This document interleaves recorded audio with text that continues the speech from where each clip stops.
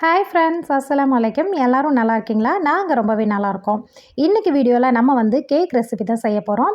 கோதுமை மாவு வச்சு ஓவனெல்லாம் யூஸ் பண்ணாமல் இட்லி பாத்திரத்தில் ஸ்டீம் பண்ணி தான் இது செய்ய போகிறோம். இந்த சாஃப்டான டேஸ்டியான கேக்கை ஈஸியாக எப்படி செய்கிறது அப்படிங்கிறத வாங்க சட்டுன்னு பார்த்துடலாம். இதுக்கு நான் ஃபஸ்ட்டு ஒரு மிக்சிங் பவுல் எடுத்திருக்கேன். ஃபஸ்ட்டு இதில் நம்ம தயிர் தான் சேர்க்க போகிறோம். ரொம்ப புளிக்காத ஃப்ரெஷ்ஷான தயிர் ஒரு 4 டேபிள் ஸ்பூன் போல் சேர்த்துக்கிறேன். இது கூடவே ஒரு 3/4 கப்பு பவுட்ரு பண்ண சர்க்கரை சேர்த்துக்கிறேன். நான் இந்த கப்பில் தான் எல்லாத்தையுமே அளந்து எடுத்துக்கிறேன். நீங்கள் எந்த கப் வேணாலும் யூஸ் பண்ணிக்கலாம். மெஷரிங் கப் தான் வேணும் அப்படிங்கிற அவசியம் கிடையாது. ஆனால் எந்த கப் யூஸ் பண்ணுறீங்களோ அதுலேயே எல்லா அளவுகளையுமே நீங்கள் எடுத்துக்கோங்க. இது கூட நான் மெல்ட் பண்ணி வச்சுருக்கிற பட்டரை ஒரு 3 டீஸ்பூன் போல் சேர்த்துக்கிறேன். 3 டேபிள் ஸ்பூன் சேர்த்துக்கிறேன். நீங்கள் பட்டருக்கு பதிலாக ஃப்ளேவர், அதாவது வாசனை இல்லாத ஆயில் இல்லை நெய் கூட நீங்கள் சேர்த்துக்கலாம். பட்டர் தான் சேர்க்கணும் அப்படிங்கிற அவசியம் கிடையாது. சேர்த்துட்டு இந்த 3 பொருட்களையுமே ஒரு விஸ்கு வச்சு நல்லா கட்டிகள் இல்லாமல் மிக்ஸ் பண்ணி விட்டுருங்க. கொஞ்சம் நேரம் மிக்ஸ் பண்ணிங்கனாலே போதும், உங்களுக்கு கட்டிகள் இல்லாமல் நல்லா சாஃப்டாக வந்துடும் இந்த அளவுக்கு. இப்போ இது கூட நான் சேம் அதே கப்பில் 1 கப் கோதுமை மாவு சேர்த்துக்கிறேன். கோதுமை மாவு நான் நல்லா சலிச்சு தான் எடுத்துகிட்டு சேர்த்துருக்கேன். கண்டிப்பாக சலிச்சு தான் சேர்த்துக்கணும். அப்போ தான் கேக்கோட கன்சிஸ்டன்சி நல்லா கரெக்டாக வரும். இது கூடவே நான் 1 டீஸ்பூன் போல் பேக்கிங் பவுடர், 1/2 டீஸ்பூன் போல் பேக்கிங் சோடா, 1 டீஸ்பூன் போல் கொக்கோ பவுடர் சேர்த்துக்கிறேன். உங்கள்கிட்ட கொக்கோ பவுடர் இல்லைன்னா அதுக்கு பதிலாக நீங்கள் வெண்ணிலா எசன்ஸ் 1 டேபிள் ஸ்பூன் அளவுக்கு சேர்த்துக்கோங்க. இப்போ 1/2 கப் பால் எடுத்திருக்கேன். இந்த பாலை கொஞ்சம் கொஞ்சமாக உள்ளே சேர்த்தி மாவை நல்லா மிக்ஸ் பண்ணி விட்டுறலாம். மாவில் நல்லா கட்டிகள் இல்லாமல் நல்லா மிக்ஸ் ஆகி வரணும். இந்த ஸ்டேஜில் நான் ஒரு 1/2 டீஸ்பூன் போல் வெண்ணிலா எசன்ஸு ஃப்ளேவருக்காக சேர்த்துக்கிறேன். ஏன்னா ஆல்ரெடி நான் கொக்கோ பவுடர் சேர்த்துருக்கிறனால நான் கொஞ்சமாக தான் வெண்ணிலா எசன்ஸ் சேர்த்துக்கிறேன். நீங்கள் கொக்கோ பவுடர் சேர்க்கலன்னா நீங்கள் 1 டேபிள் ஸ்பூன் போல் வெண்ணிலா எசன்ஸ் சேர்த்துக்கோங்க. அப்போ உங்களுக்கு கரெக்டாக இருக்கும். சேர்த்துட்டு ஒரு நிமிஷத்துக்கு ஒன் சைடாகவே நல்லா மிக்ஸ் பண்ணி விடுங்க. இந்த அளவுக்கு மாவை நீங்கள் ரெடி பண்ணி வச்சிடணும்.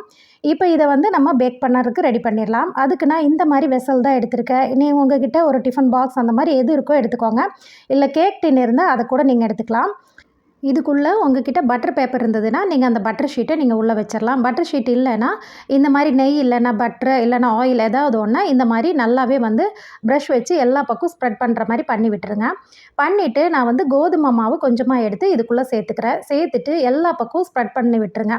இந்த மாதிரி செய்யும்போது தான் உங்களுக்கு கேக் நல்லா ஒட்டாமல் வரும். பட்டர் பேப்பர் இல்லாதவங்க கண்டிப்பாக இந்த மெத்தடை ஸ்கிப் பண்ணாமல் செய்யணும். அப்போ தான் உங்களுக்கு கேக் கரெக்டாக வரும்.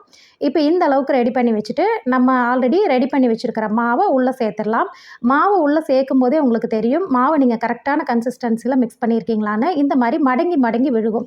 இப்போவே உங்களுக்கு நீங்கள் கரெக்டாக நீங்கள் மாவு ரெடி பண்ணியிருக்கீங்க அப்படின்னு நீங்கள் தெரிஞ்சுக்கலாம். இப்போ இதை நம்ம ஸ்டீம் பண்ண ஆரம்பிச்சுக்கலாம். நான் இதுக்கு ஒரு இட்லி பாத்திரம் தான் எடுத்திருக்கேன். அதுக்கு முன்னாடி இந்த மாதிரி நீங்கள் லைட்டாக டேப் பண்ணிக்கோங்க. டேப் பண்ணிட்டிங்கன்னா உங்களுக்கு ஏர் பபிள்ஸ் எல்லாம் இருக்காது. டேப் பண்ணிவிட்டு எடுத்துகிட்டு வந்துடுங்க.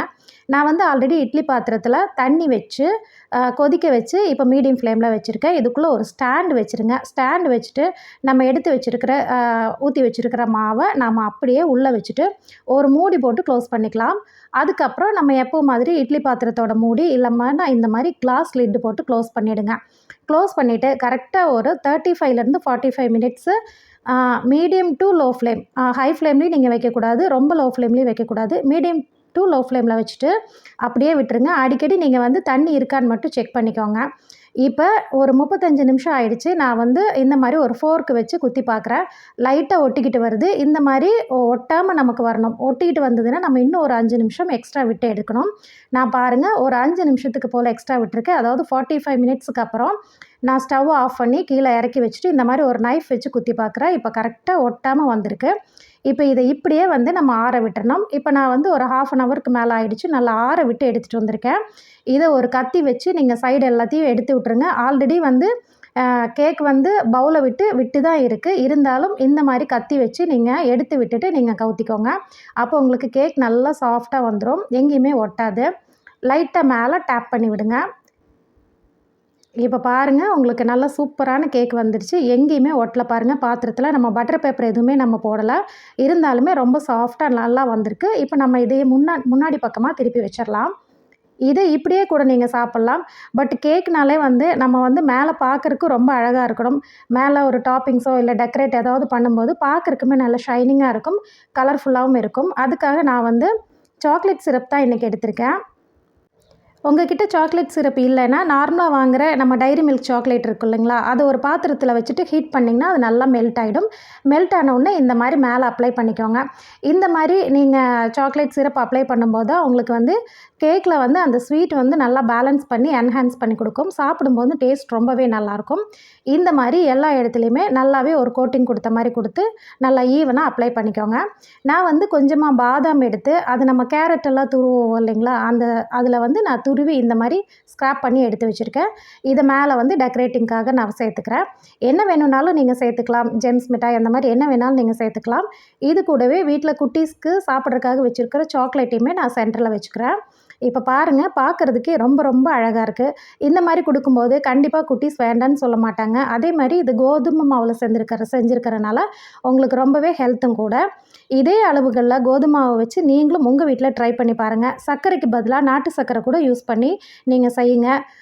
ரொம்ப ரொம்ப நல்லா வரும். இந்த கேக் ரெசிபி உங்களுக்கு பிடிச்சிருந்ததுன்னா கண்டிப்பாக லைக் பண்ணுங்கள், ட்ரை பண்ணி பாருங்கள். நம்ம சேனலை புதுசாக பார்க்குறவங்க நம்ம சேனல் ஆஹா வேர்ல்டை சப்ஸ்கிரைப் பண்ணுங்கள். நெக்ஸ்ட்டு ஒரு சூப்பரான டேஸ்டியான வீடியோவில் எல்லாருமே மீட் பண்ணுறேன். தேங்க்ஸ் ஃபார் வாட்சிங்.